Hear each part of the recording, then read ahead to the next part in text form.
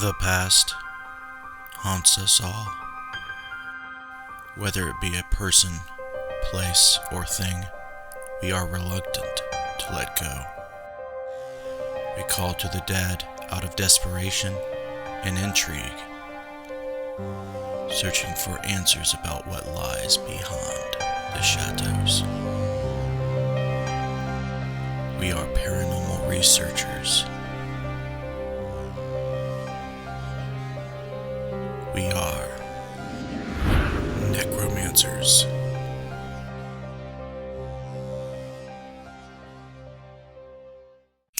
Hello, and welcome to the Necromancer Live Show. I am your host, Justin Brown, and welcome to episode 54 with Jay and Maria Yates. Unfortunately, Marie cannot join us this evening. I actually lost Jay, so I'm going to try to get him back really quick, so give me a second. Sometimes this happens. And we will continue with the live stream.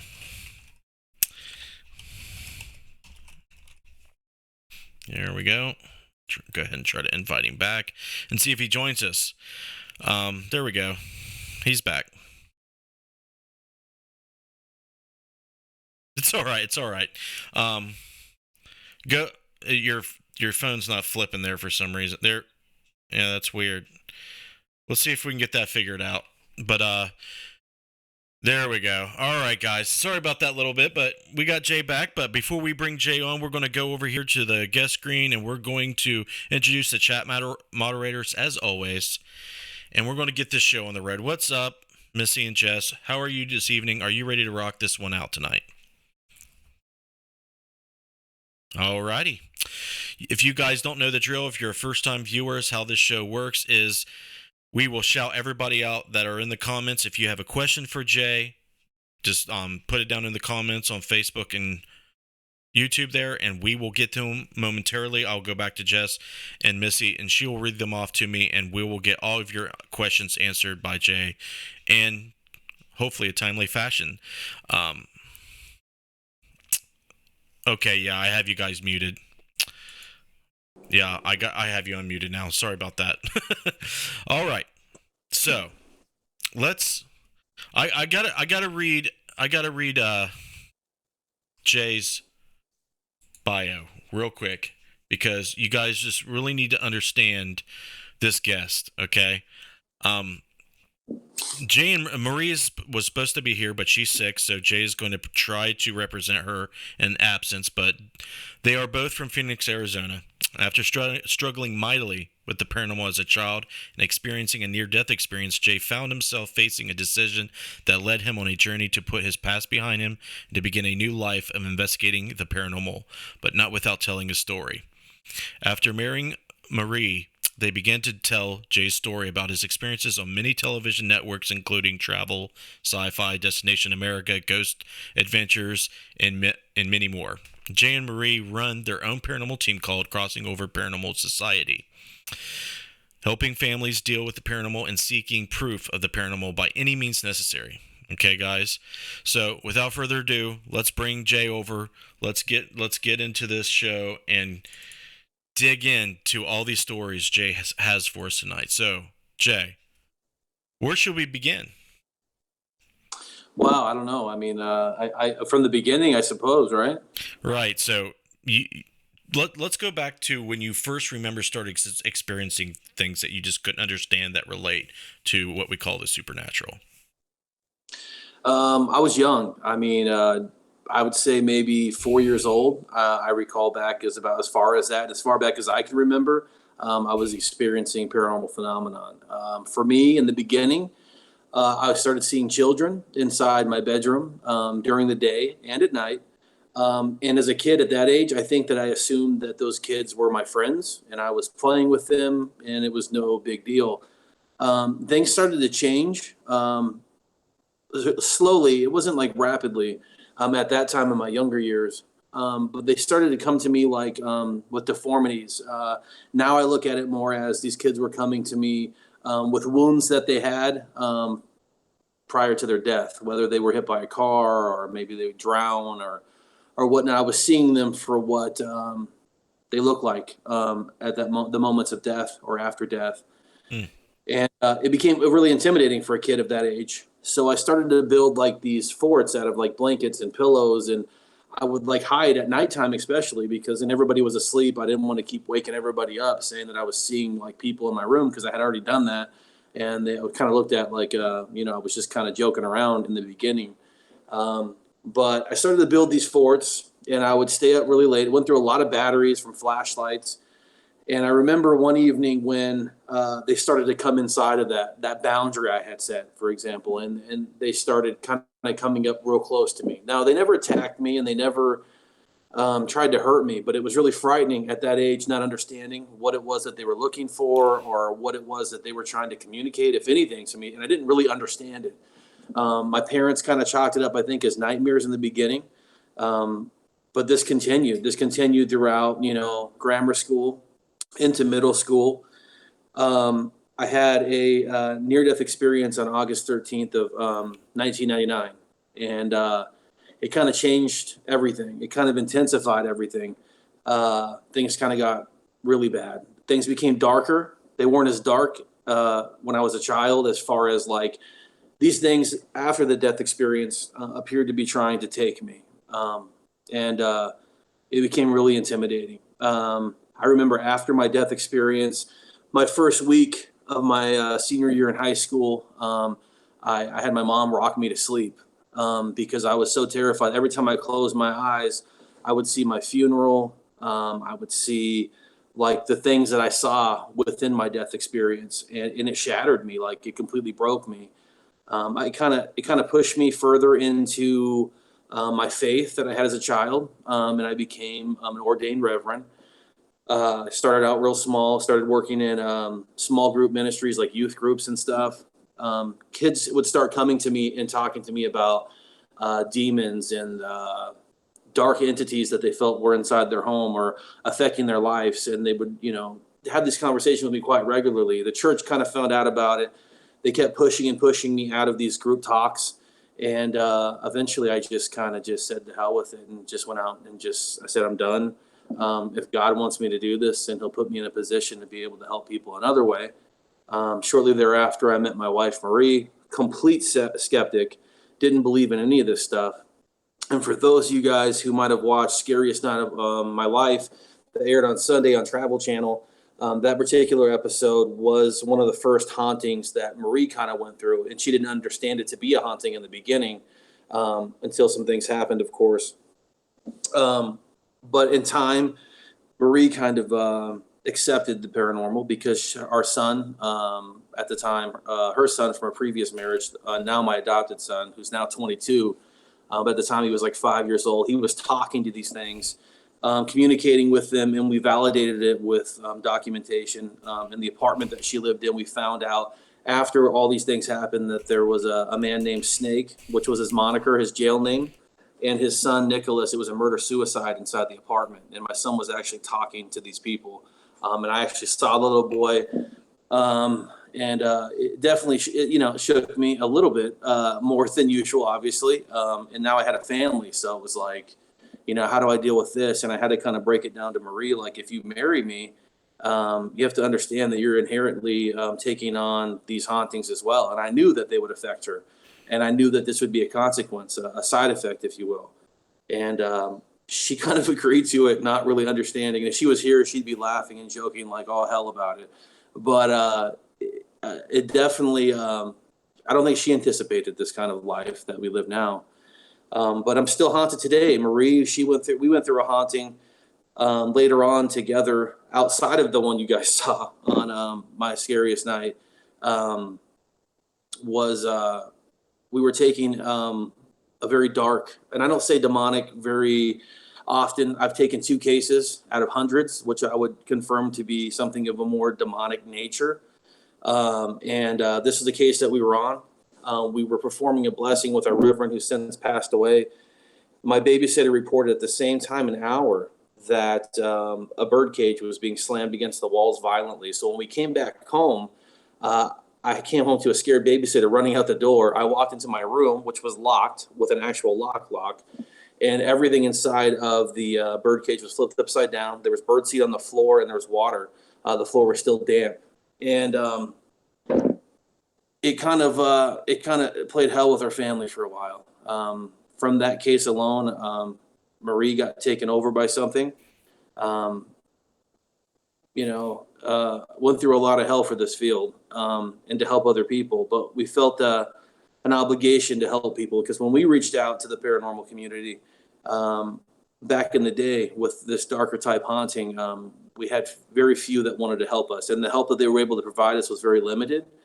The church had already excommunicated me, and any church that I reached out to wasn't willing to put their self out there to assist, because we weren't part of their church, and they felt that they had families themselves and they didn't want it to negatively affect them. So I was kind of left to like fall back on my faith once again after it was already shattered from the church practically. And Marie and I figured out a way to kind of deal with it on our own. But all these things, there's just so many stories, so many things that we've been through, which have kind of made us, haunted survivors within our own right. And we still go through it today. I mean, we're still haunted. We were seeing stuff as recently as a couple days ago in our house, hearing stuff, noises. We've caught EVPs in our house. We've investigated our homes. We've lived in 3 different homes, and we've investigated our homes only twice in the course of since 2003 to current day. And this last time we did it, we were catching the same audio that we were catching on cases that we were taking. So it's crazy. We get a lot of piggyback effect. We get a lot of attachments. It's been a crazy run, but that's the gist of the story. Something tells me that you skipped over some stuff, which is understandable, but Oh, you gotta. so much. But before we get into some initial questions that I have based on what you just said, we're going to go to the chat, shout some people out. I'm guarantee there's already some questions. If not, I'm surprised. But I have some just in case. So, Jess, Missy, let's do the shout outs and let's get to the comments. Sure. Landon's on, Buzzard's on, Deity's on, Sam's on. That's it right now, and there hasn't been any questions or comments. They're just saying hello to each other right now. Okay. Facebook, what's going on over there? I have Chris Houston. I have Bill Davis. I have Danetta. I have Matt Benton. I have Josh Bender. I have Holly. I have Derek. I have you. And I do have one question. Bill Davis wanted to know, what show was that? The last show he was talking about. Oh, the last show that just aired on Sunday night. It's called what is it called? Scariest Night of My Life. I apologize. Okay. That aired on Sunday. It will rerun again on this coming Sunday. And then not this Sunday, but the next Sunday, Marie has an episode, my wife, on Scariest Night of My Life, which was more recent, maybe like 2 or 3 years ago. Is it on Travel Channel? Travel Channel, yes. Okay. Philip Wyatt said, how much do we... I cannot even read that. Manifest. How much do we manifest with our precognition? What is that? Precognition, because we are overzealous to experience activity. I believe firmly in self-generated hauntings.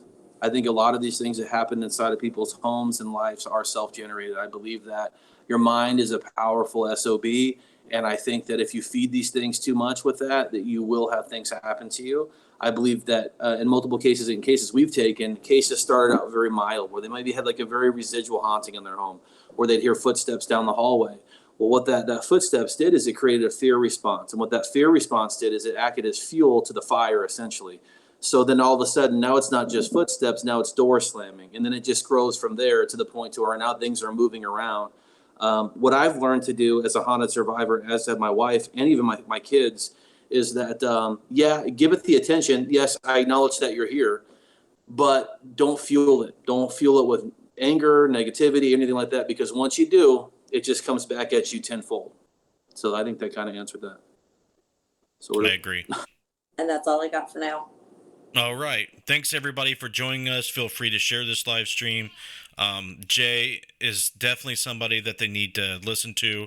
His stories are very compelling, and we can learn a lot from his experiences and his paranormal research. So share, share, share. Okay. So, Jay, I have to know. Please elaborate on what you remember from your near-death experience. That's a very long story. It would take you an hour just to go through that. I Okay, remember well, not it, not an hour. the whole. But near-death experience, in a nutshell, I remember it as if it happened yesterday. And this is something that's going back from 1999. Hmm. I recall every bit of it. So I remember seeing my body sitting in a car, standing outside my car, looking at my car. I remember seeing my life flash before my eyes. I remember remembering that all those times I thought were really terrible in my life were nothing compared to where I was at now. I remember the sense of loneliness, isolation, absence from God. I definitely wasn't heading to a very positive place in my particular experience at first. I think I was kind of tested a bit. Um, I the moment I realized that it was like over with and that there was no hope was when I stepped outside my car and then I looked at myself and everything just went black and I just fell. Everything just kept falling and falling and falling. I ended up falling into an area I can't describe that was complete darkness, absent of light, absent of love, just complete loneliness. It was cold. It was not hot. My life was in flash before my eyes. Um, I was then drugged by these beings into a lake.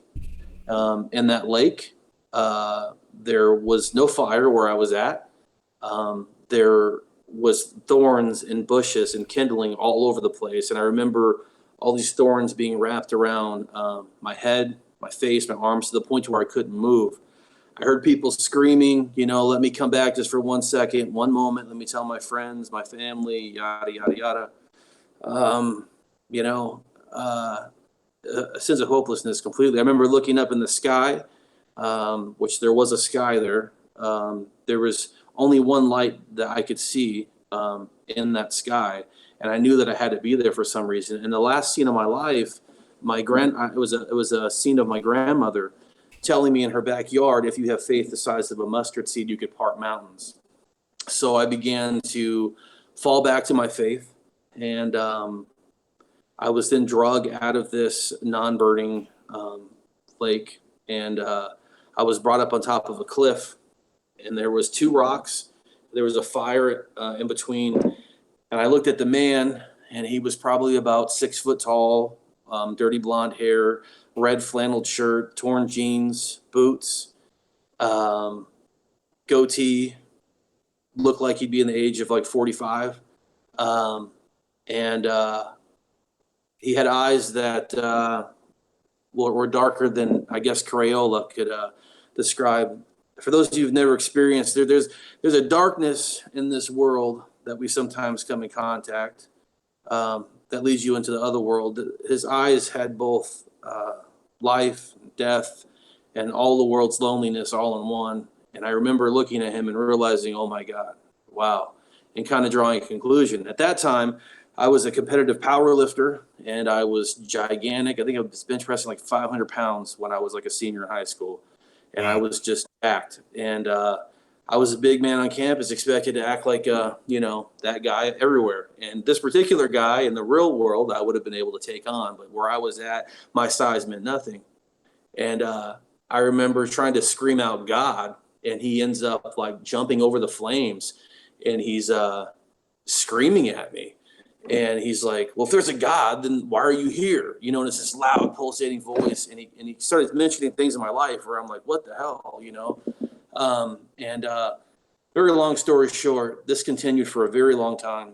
Um, I I remember seeing myself outside my car again, and this man approached me, and he was wearing some type of gown, and he had he had some like leather type shoes on, and I couldn't look at his face. I just, there was something about him that I knew I couldn't stare at his face. I just wasn't capable of doing it. Just unclean. I don't know what you'd call it, I'm not a huge Christian guy even today, but this, he says, you need to eat this and you'll be clean.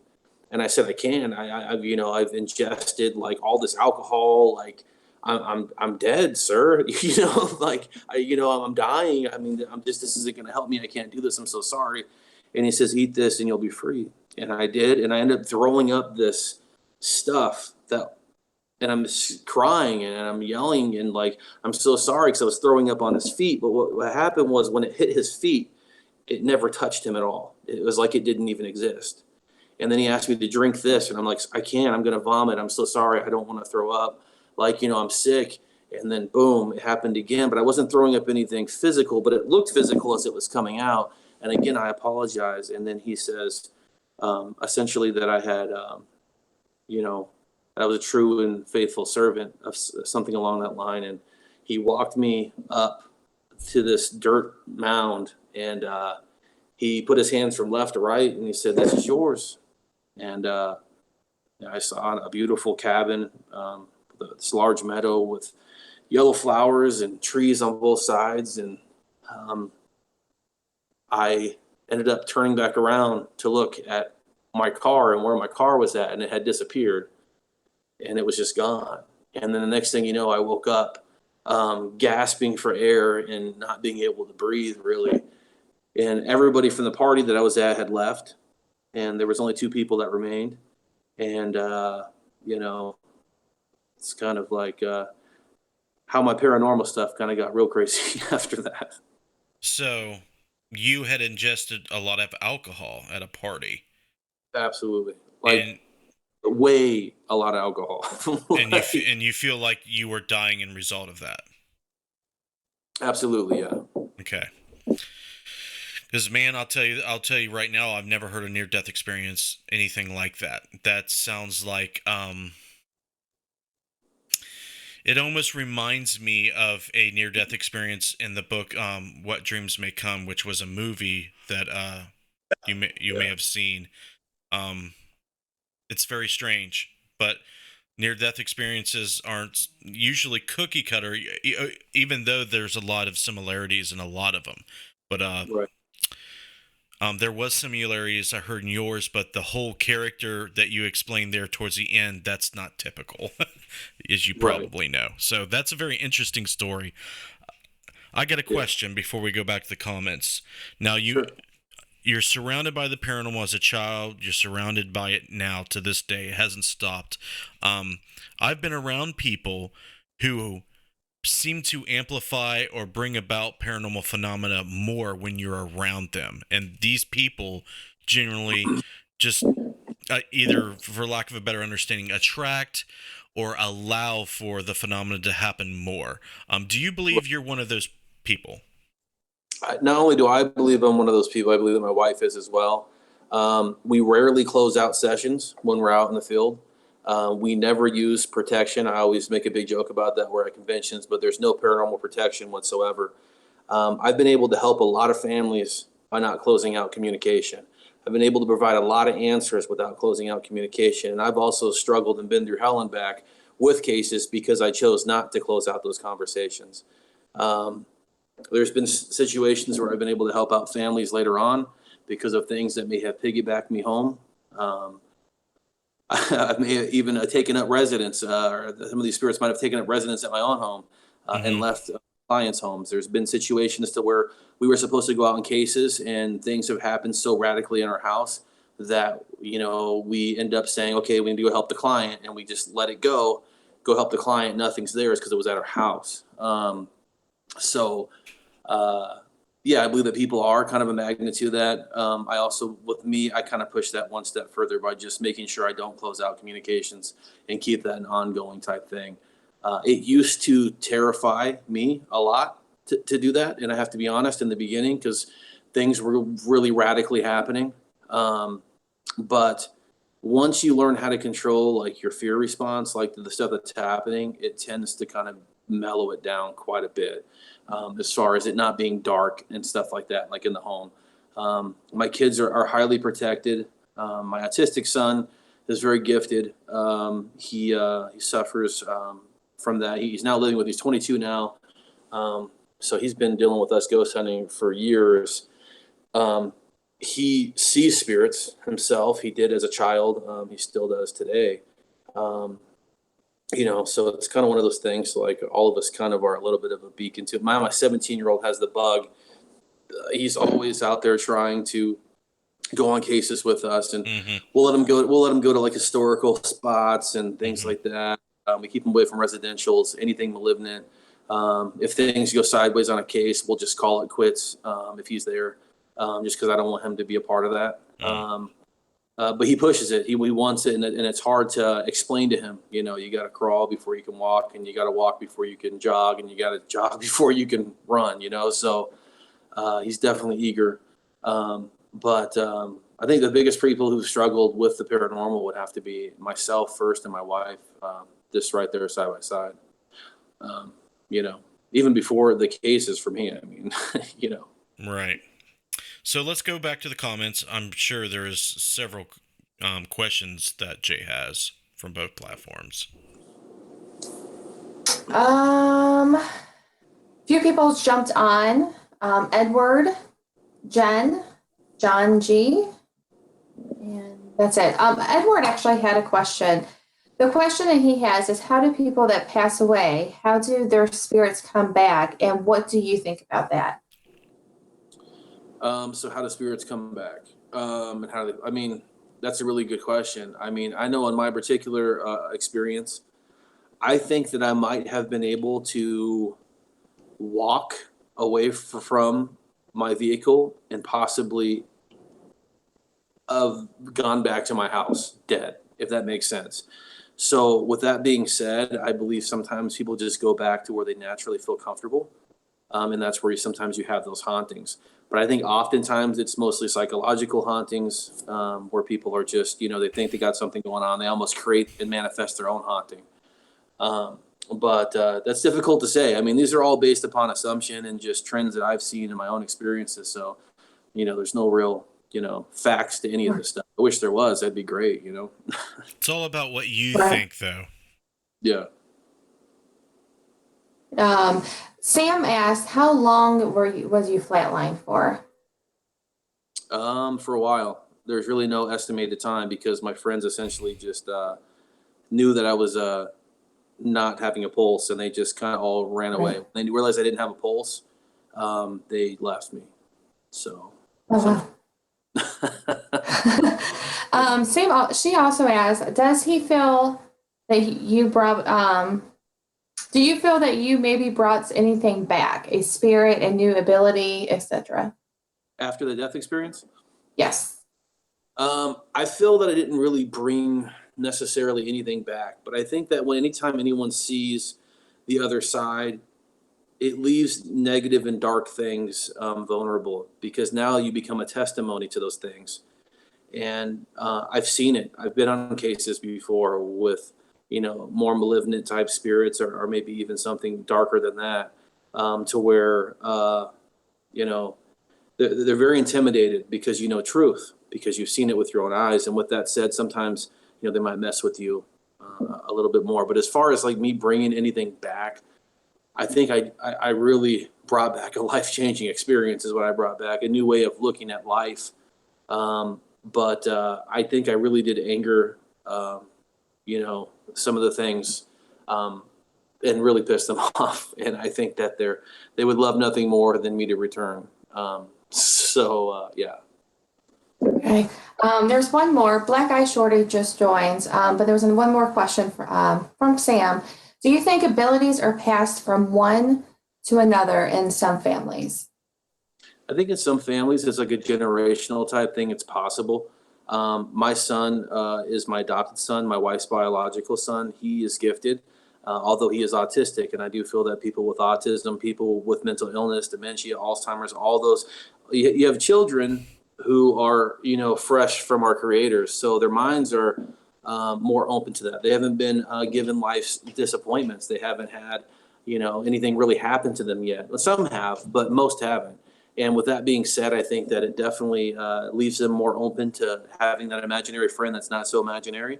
That's what the story was on Sunday night for Scariest Night of My Life, was my son and his imaginary friend.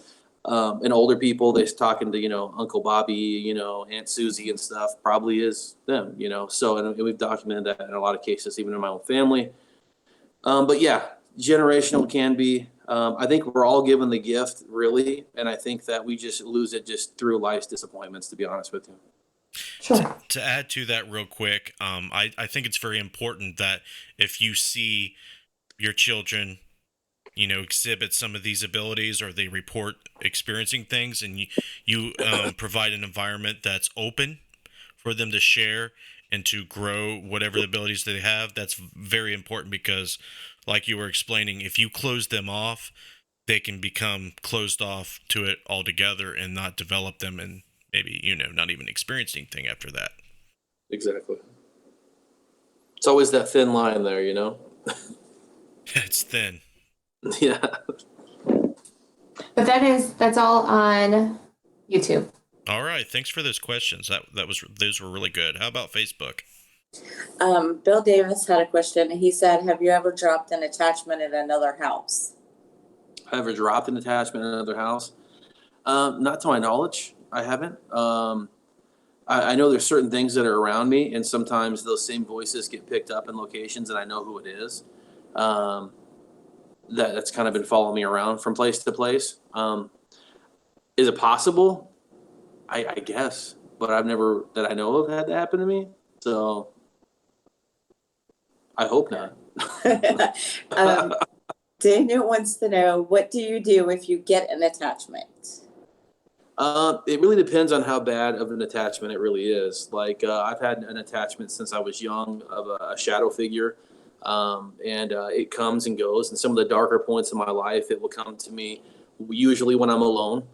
It will just stand silently as a watchman. It's about 9 foot tall, shoulders about 4 foot wide. It's gigantic, and it doesn't say anything. It doesn't move. It's just there.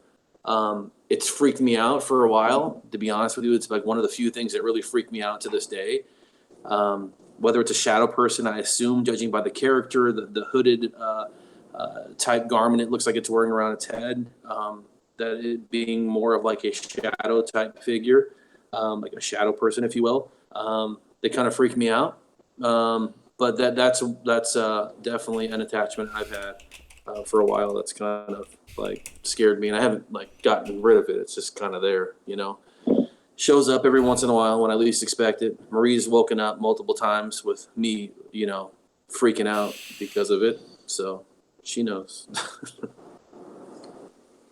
He wanted to know what you would do.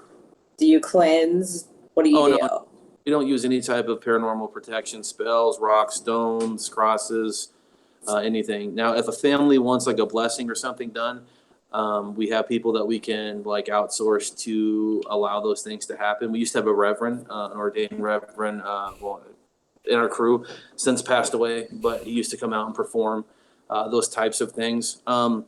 Really how I help families when they're going through these things or attachments or whatever is really breaking down the activity to them in just a sequence of levels. Like, really break it down to what's happening. Well, the faucet turned on. Okay. There's footsteps. I saw a little girl. Okay. Now, when you put those in perspective, you set them all out on the table and you really get people to look at what really happened as opposed to what their mind is telling them is happening. Usually people are like, oh, okay, so that is true. It was a brief moment. I saw a girl one time that did scare me. But the footsteps are just footsteps. I mean, can you live with the footsteps?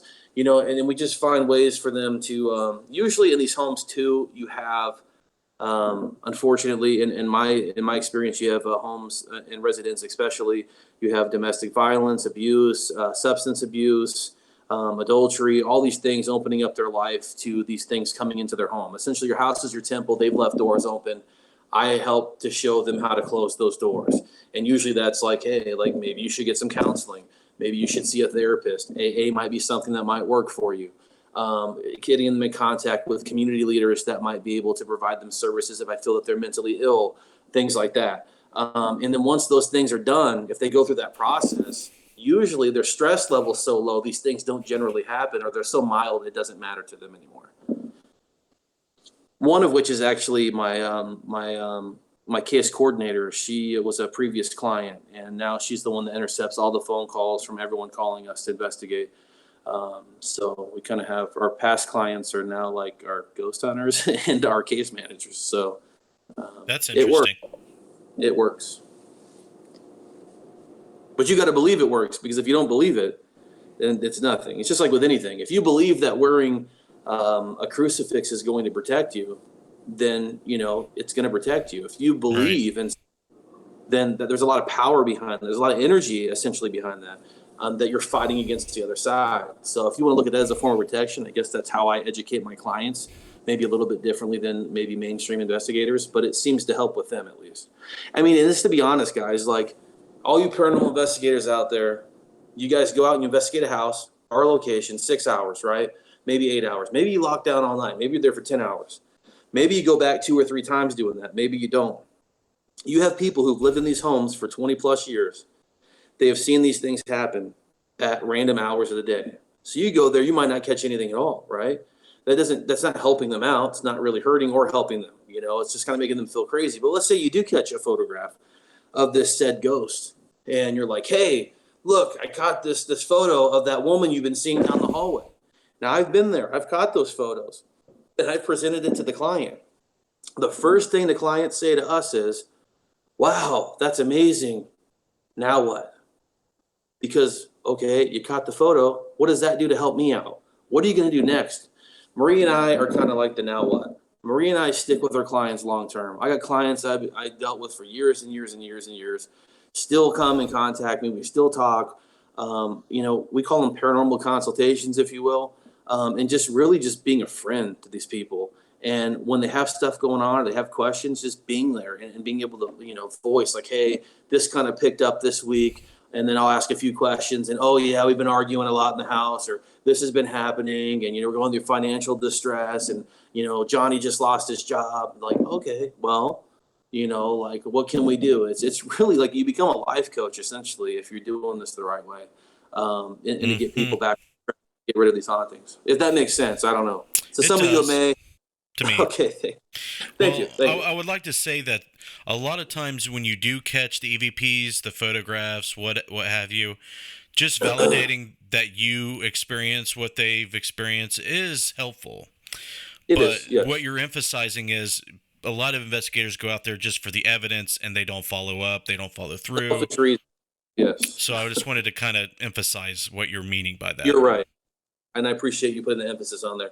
And what I call it now, a lady brought this up to me at a recent convention I did in Tahoe. We was speaking, and she's like, what do you think about investigators that rattle the cage?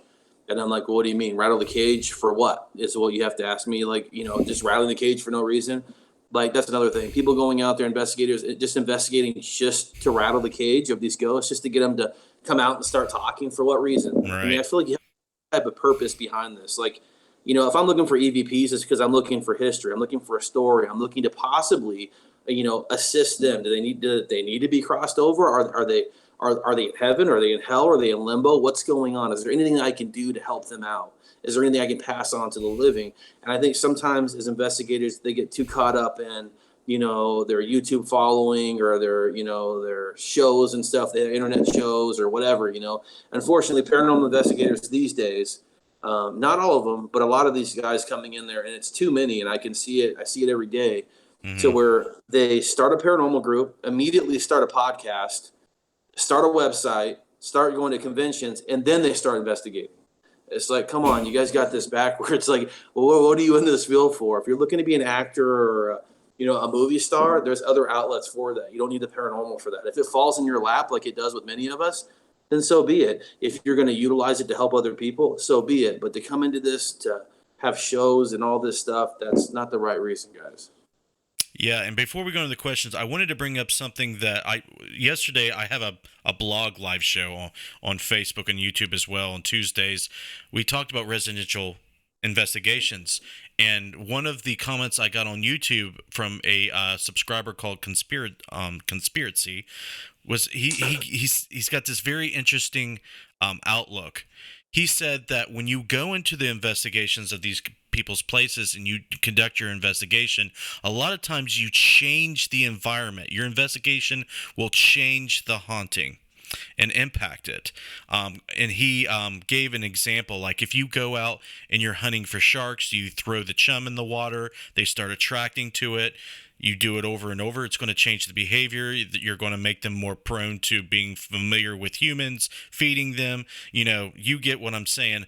I think that kind of goes along with what you're saying too, that you're not only, stirring things up, you're actually could change the behavior. So I wanted to throw that out there too. That's I love that. Yeah, absolutely. All right, I know we have more questions, so let's keep them rolling. You want me to go first? Yes. Okay. Derek wants to know how many TV shows has Jay and Marie been in, and where can we get the links? They want to see the TV shows. You can go to IMBD and look up Jay Yates or Marie Yates. We've appeared on 2 episodes of Ghost Adventures, 1 episode of Aftershocks. My ghost story like 8 years ago. Paranormal Witness. We were on a show called Unprotected. Haunted Case Files. We shot 4 episodes the first season. We just did 6 episodes the second season, which airs this winter, hopefully, on Travel or Destination, one of those 2. We've also filmed for Scariest Night of Our Lives. There's just quite a few, to be honest. I don't remember all of them, to be honest with you, at this point. But there's been quite a few. And if you go to our website, yatesfamilyhaunting.com, or you can go to our team website, thecopscrew.com, you'll be able to find like some little bits and pieces. Plus, we've done a whole bunch of news things, of course, like we all have out in the field, which I think are a little bit more cool. But, Yeah, the one that is really intriguing is when you did Ghost Adventures. It was the what's the name of the saloon out there in Arizona? are you talking about the one in Prescott? The oh my gosh, dude, the Pioneer Pioneer Saloon. I think it starts with a P. I'm not sure. Anyway. Oh, the Palace. The Palace. That's it. The Palace Saloon. I got everything mixed up, brother. And what's interesting about that is when they brought you back on Aftershocks, they learned about the your autistic son at that time and how you were using his abilities and the spirits to communicate better, since autism affects communication. And I thought that was very intriguing. So I wish I could have elaborated upon it more. They did actually film quite a bit more of that. And when they had the crew in our house, they actually put up a partition wall they brought in, and Marie stood on one side and Steven stood on the other side. And like he would hold things like in his hand, and then Marie would have to figure out like and they would go do these different crazy things. And like it was pretty odd, some of the things that were happening and that they were picking up on from each other, because they were talking about like exchange of energy and how Marie's so connected with Steven, and Steven being a possible medium or whatnot. And they did all this crazy stuff. So I wish it would have made it to air. It didn't, unfortunately. But Zach actually did bring out like an amazing parapsychologist who was a doctor and everything. And yeah, I mean, a lot of information, which kind of changed our direction of how we investigate too. Let me try to Google that, because that's the one I really want them to see. Give me one quick second, guys. I want to minimize. Oh, okay. Go ahead, Jay. I'm gonna find this. It's real quick. Go ahead and read some questions or shout out some new people real quick while I'm doing this. Okay. Derek wanted to know, and how has being on TV changed you and your investigating? It's probably changed it quite a bit. So when he gets back, we'll ask him that. Okay. So if you go to Jay Yates IMDb, it's Ghost Adventures, Aftershocks. Right. I'm trying to get the exact. That's the one in Apache Junction. It's like called. It's the Fear Factory one. Yeah, the Fear Factory one. Yeah. Yeah. That one was crazy too. That story was crazy too. Yeah, I So- met those people. They're great. All right, let's go back to the screen here. So yeah, I will get you guys the links. I didn't want to put the links in there because I want to direct you guys to Jay and Marie's paranormal research, and I thought that if you went down a tangent of all the shows, I don't want Jay to be represented by that, from the gate. I want you guys to see the show and see his paranormal work and get to know him through his own platform, not television, if that made sense. You know what I mean? I know what you mean. Okay, so yeah, go watch the shows. The stories are really cool. I like the prison one too, but definitely go to their website. Definitely go to their Facebook page. I think you'll learn a lot from 'em. Okay, any more questions? Oh, Derek wanted to know if being on TV has affected, what was it, their paranormal research, or If being on TV has changed you and your investigating. Being on TV actually has allotted Marie and I both more opportunities to work with other teams and other people. It's brought us around the United States at different conventions and helped us to meet and network with more people. So in my personal opinion, I feel that I've become a better investigator because of the television. And it's helped me when I'm out in the field. So I don't just do the TV stuff. I might film a couple shows or a season of 4 or 5 episodes for something. But we're still out there investigating. The only difference is when Marie and I investigate now, we're definitely, people are signing off waivers for film rights and everything else, because what we might use out there, we might end up taking on, an actual show. Although we don't do that with many residential cases, because I feel that that's just an invasion of privacy. And I feel like there's just too many people seeking TV that will lead you into their house just so they can get TV time. we just talked about that yesterday.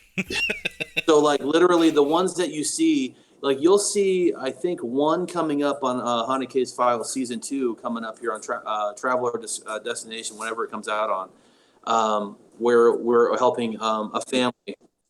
But legit, that family, we filmed that years ago. I mean, it's an older case for us, and it had nothing to do with fame seeking for them. Right. Yeah, some of the cases are rare. You feel like you should, because others could learn from them, relate to it. The double-edged sword, essentially, sometimes is how I feel. Okay, It's this is great, but at the same time, what is it? You always have to weigh into all that stuff. There's another thin line to consider. Okay, keep the questions coming. Daniel wanted to know, do you believe in contacting CPS? He said, I know if there is 100% yes, contact, but... If there's domestic stuff going on, yeah. I'm a mental health professional, so I'm a mandated reporter regardless. My screening process for me to even come out to your home is so extensive that usually everyone runs away before I even get to the house. And that weeds out a lot of stuff that doesn't hold our team liable. It doesn't hold our team getting caught up in some type of domestic dispute while we're there. I mean, we're literally making sure that if you're separated, that both parties agree to us being there. If children are involved, generally speaking, we ask the children not be at the home while we're there investigating. But yes, I mean, if I saw anything that, I have to. I mean, I'm a mandated reporter because of my real job. And that's all the questions I have. Are you sure? Yes, I'm sure. All right. Well, we have about 10 minutes left, so I have a few more things I would like Jay to talk about. When you do things outside residual cases, when you go investigate things that you feel like it's worth your time, where do you go? What do you do outside residentials? Where do I go to investigate? Yes. Where some places I'm hooked on right now are there's a place out in Yuma. It's called the Lyric Theater. It's I call it the Winchester Mansion of Arizona. It's got a hotel up top, the Central Hotel. It's got a theater in the bottom. A lot of teams have been out there and investigate. It's kind of low key, amazing activity. I just filmed with Fox News there last Saturday. Caught amazing stuff while we were there. It will also be featured on an upcoming show as well. But that's one place I go to. That's super cool. I like poking around the Superstition Mountains. I've caught a lot of stuff out there in the Superstition Mountains area. Just great stuff. Just great catches.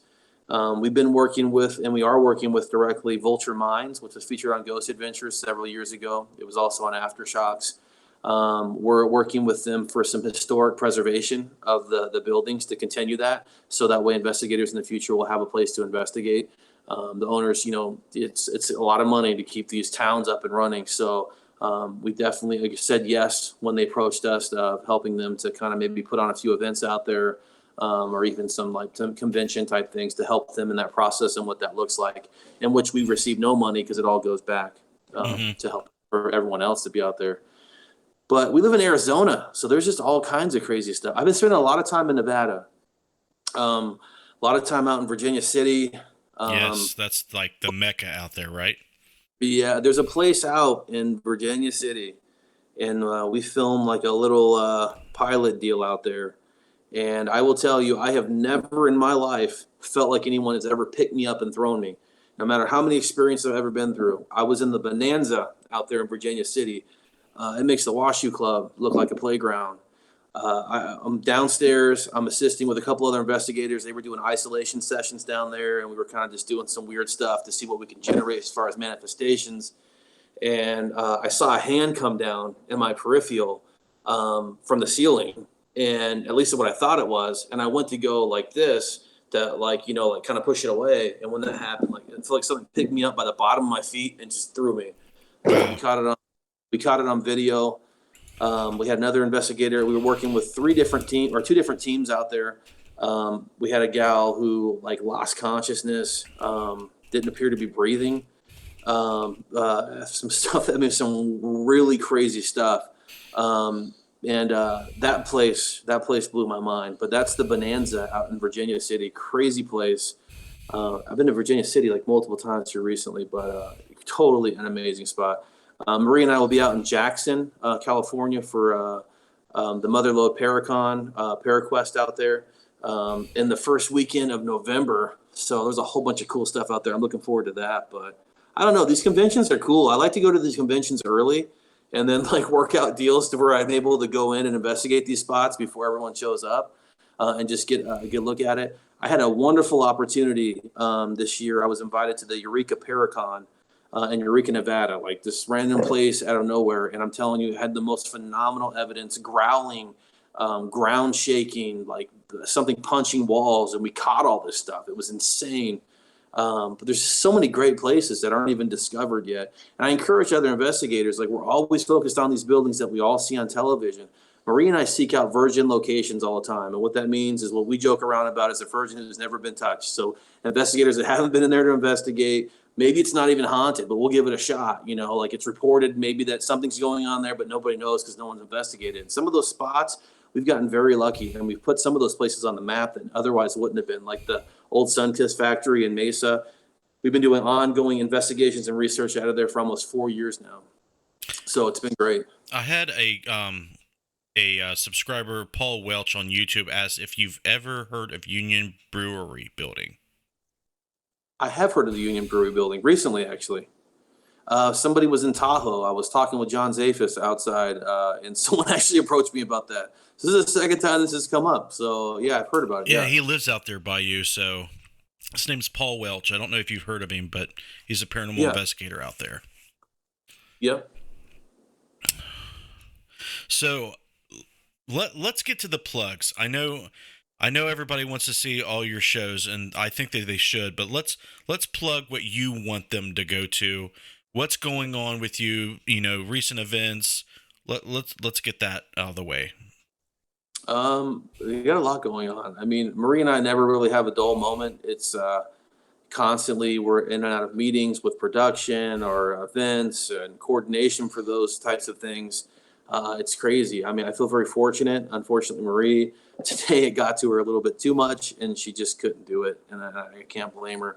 But what are we doing? I mean, the things that are coming up in about a week and a half on Sunday, I think it's October 14th.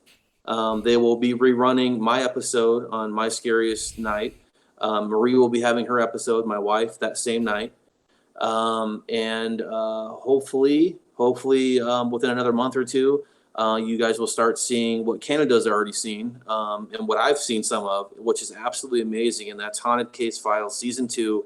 Marie and I, again, have 6 episodes, which is 6 different unique locations that you've probably never even heard of that are absolutely fantastic.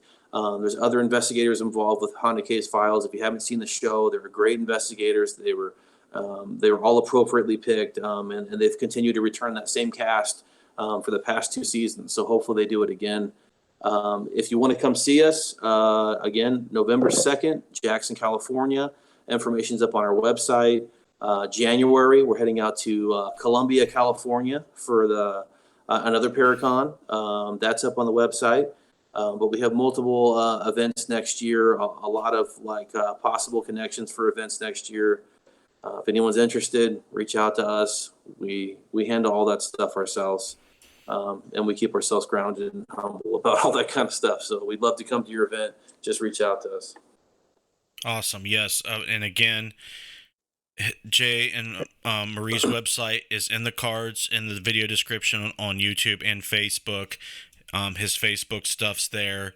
I made sure that that's all available to you guys. And check out, if you want to see the TV shows, check out the IMDb page for Jay. Thanks for coming on the show again, man. It's been really exciting to hear your stories and to get your insight on the paranormal. I wish the show could just go on and on and on sometimes, because some of the guests, they just got so much content you can go on for days. But hopefully, I do have plans with Matt Benton to go out to Virginia City to do a documentary. But if that happens, I will definitely try to let you know so we can meet up, at least, have a drink, or, maybe do some investigating while we're out there. For sure. Absolutely. I would totally be up to it. And I didn't mention either, which I should mention, is I said Eureka Paracon last year. He's doing it again this year. And if you guys haven't heard about it, they're including a paranormal boot camp, which is involving kids. And it's really to help educate the younger youth and really the proper ways of investigating, and not all the stuff you see that's all hyped up on television and Hollywood to where people are becoming possessed and all these different things. And it's really educating people on the wrong and right ways. And it's like young adults, young teens that are coming out there to participate in that. And Marie and I are helping lead that portion of that event. So if you have kids and you're kind of looking for a little good getaway in a place to kind of just be surrounded by the paranormal and get educated about some stuff, or your kids to get a little bit more educated about the stuff or the topic and being done the right way, please follow those links on our website. And definitely come out there and join us. I think it's next September. I don't know. It's one of those days. But you're busy. I've been busy this year, man. It's awesome to get to know everybody that's in the parafield and support them. We need all the good vibes and para-unity out there, because I tell you what, when it's drama and when it's, a competition, and, especially when you get TV and movies involved. Yeah. But we keep it real on Necromancer. Thanks again, Jay, for coming on. You're an awesome dude. Hopefully I'll get to meet Marie. I mean, that kind of sucks that she was sick, but it is what it is. She couldn't help it. So, well, thank you guys. We appreciate it. Yeah, thanks for coming on, man. You have a good night. Please check out Jay's stuff in the description, and hopefully we can have him back on. After I get through some of these guests, I'm going to have a paranormal roundtable. I think there will be a couple of those that might be interesting to have you on. So if you're available, I might hit you up again. Oh, yeah, please do. Absolutely. It was a good time. I appreciate all you guys. And I appreciate all the questions, too, for all those asked questions. So you all have a good night. Thank you so much. All right. I'm going to close out the show. If you want to, you can stay on the video call or you can go off. But I'll hopefully talk to you again soon. All right, Jay? For real. Absolutely. All right. Thank you. All right, guys, there you have it. Jay and Marie Yates. Please go check out their website. Please go check out their social media platforms. They've been on TV talking about and sharing their stories. So lots of stuff from this guest. So go check it out. Thanks again for joining us. It's been an awesome ride with you guys. We're into episode 54. So I love the support. I love the continued, unity and paranormal community that we're establishing here on YouTube, on Facebook, and abroad. So thank you very much for that. If you want to check out what we do at Interface Death, go to interfacedeath.com or .net. Check out what we do. If you need kick-ass our infrared or full spectrum illuminators. Deadlight is your choice. And let's go talk about Patreon real quick. If you want to support what we do, these live streams, our video productions, our scientific research, everything that you see on this channel and our website, you can help us out. $1 a month, whatever you can afford. If you want to see this continue grow and keep up and going, you can do that through patreon.com. $1 a month would help us out tremendously. So check out that link in the description. Follow Necromancer Live Show on Facebook, and follow Interface Death on Twitter and Instagram as well. All the Patreons you see on the screen are what makes this content available, and we appreciate their help. Christy Brown, Clay Borman, Matthew Jackson, Matt Benton, Bill Davis, Gwendolyn Guthrie, Paranormal Response Team, Landon Wells, Jessica Bias, RJ Murphy, Liz Coy, Danette Goldtrip, and Scotty Fox.